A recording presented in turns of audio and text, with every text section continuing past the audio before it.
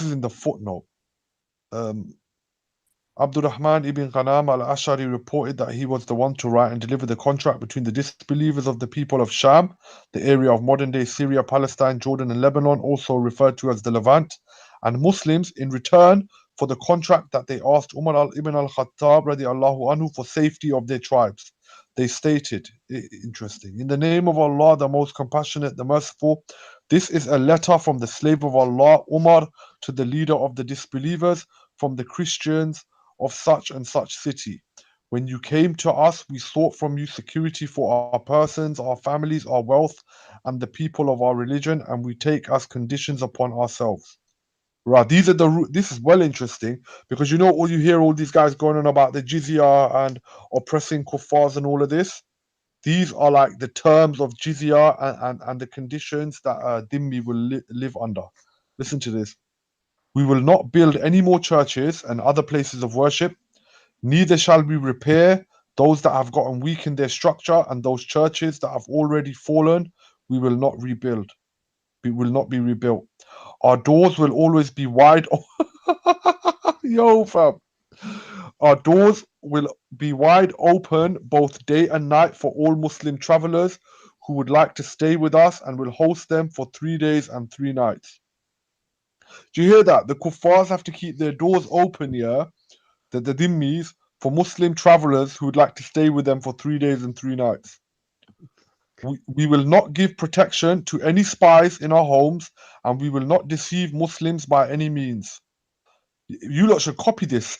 Yo, go scroll up. Let me get number 1 and 2 again. Okay, send this to the madkhalis. Yo, allow the Mudkali thing, man. No, the spying thing, the spying. Send that to the madkhalis because they passed a fatwa saying you're allowed to spy on Muslims. Good point. Yeah, but they're not gonna. No one's taking this as an evidence, bro. I'll be honest in it. But yeah, it's enlightening though. No, but listen, this is under Umar al-Khattab, the letter that he sent to Sham for them to pay the jizya, yeah, and it's got full narration, bro. And it's the letter that he sent to Sham that if they pay the jizya, that we'll accept the jizya under these conditions, bro. Oh, so then I thought this was the Taliban's treaty thing. No. It's the footnote of just an example of what a dhimmi, what he lives under, and his rights and stuff. So the first one, basically, they will not build any places of worship, new ones, and they will not repair broken down ones. Their door will always be open day and night for all Muslim travelers who would like to stay with them and host them for 3 days and 3 nights.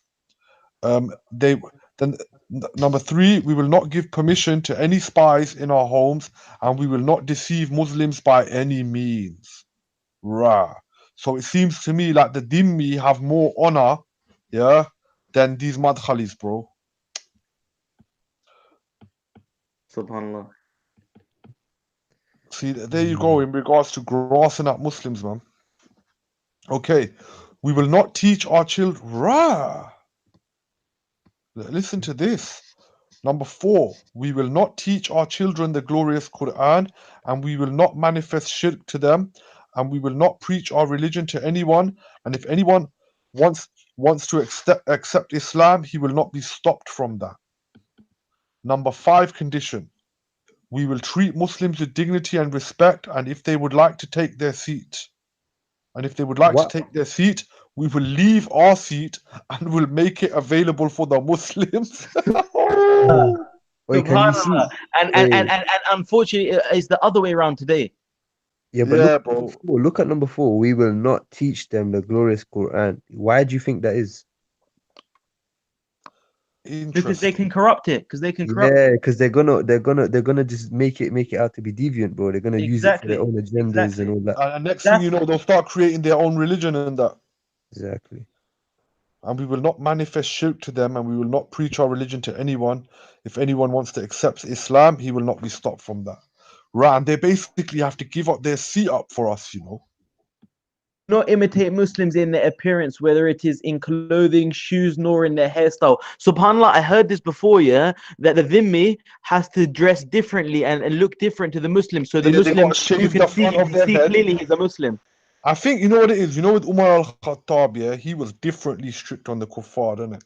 He used to be like, I'm not going to honor them when Allah dishonored them in the Quran. You get me? Yeah. Okay. Subhanallah, man. They have to. This is grimy. This is going to come across bare intolerant, but so be it, bro. Haq is haq, innit? Exactly. Islam is Islam. You can't change it for anyone. We will. So I should send this to Ali Dawa. Okay. We will treat. Sorry, brother. You actually should send it to Ali Dawa and then say to him, stop giving the coconut dawa anymore and give him the real dawa. Yeah, it's true, man. I think, you know what? Every Muslim has this stage where he has an awakening, innit? And he's either going to go the right way or he's going to go down the coconut route. Yeah. And you know, the coconut route doesn't cause you any problems. Yeah, man, definitely. You don't lose your job from the coconut route. You don't get called extremist from the coconut route. You don't potentially go to prison for the coconut route. You don't get killed for the coconut route. So it's easy, isn't it? No, but And bro, you know what? some If the people, Muslims the in this coconut country route had is more hard, bro. al-wala, yeah, there's enough successful Muslims in this country, yeah, that if they wanted to, we could all create our own economies and all employ our own people. But no, this is what diluting the deen does, bro. And that really and truly makes apparent, yeah. It really does make apparent what side they're on. So you know who people who say stuff like this, like all of you people are causing problems for us in this country. He's immediately shown what side he's on. He's on their side. Yeah, subhanallah. Yeah, when he said that to Sulaiman and Bilal, I thought, subhanallah, this coconut, this hypocrite, because it's not Sulaiman and Bilal that are causing women's hijabs to get pulled off. It's the lack of understanding from the kuffar. It's the media propaganda, different things. It's not two Bilal and Sulaiman's fault. Imagine this, yeah. Is he taking this list, yeah? Go in speaker's corner, bro, and standing on your little podium thing and reading this out. Everybody would go nuts, bro. I swear. Like, yeah, you know who you'd have fighting you first? The Muslims. Definitely. We don't agree with him. He's a Khariji. Do you agree with Bin Laden? Exactly, yeah. Do you agree with Bin Laden? Do you speak Arabic? No, but yo, tell me the conditions of wudu.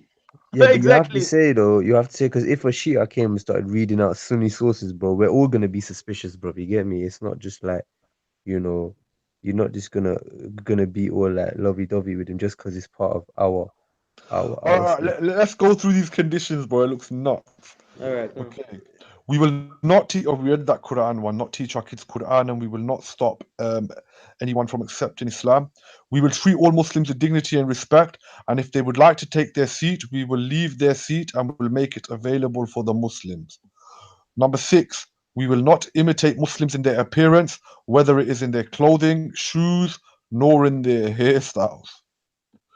Number 7, we will not speak the language of Muslims. SubhanAllah.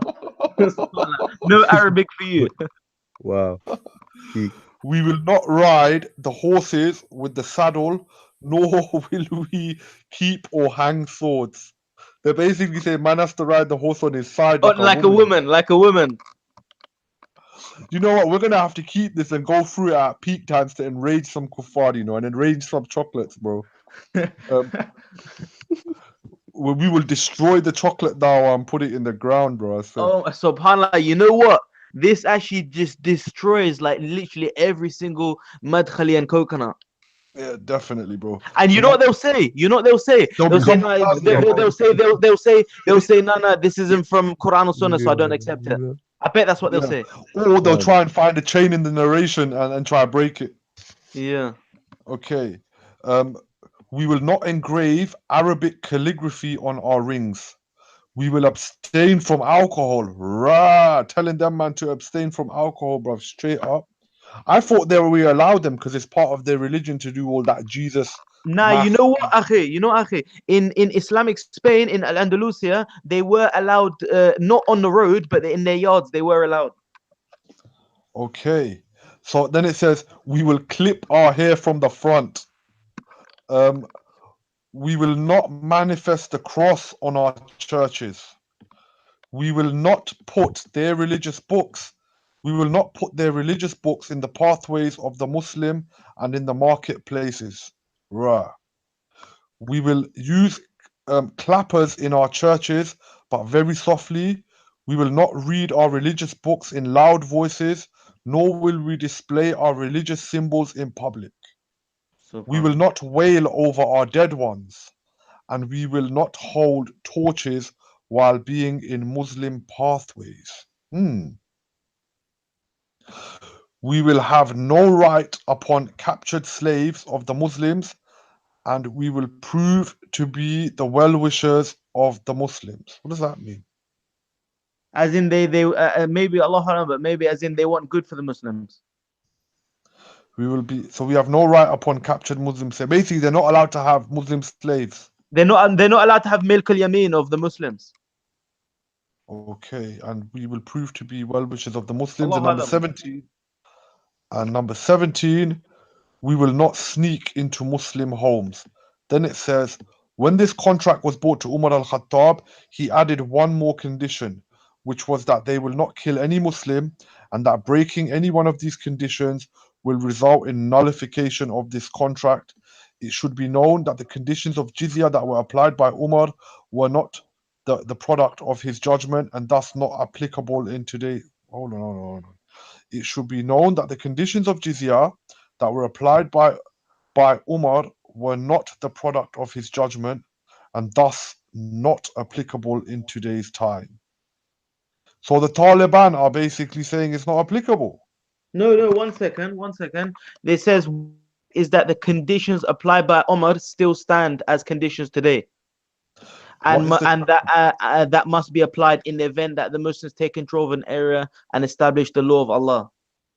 Okay, so the conditions are still the same conditions today.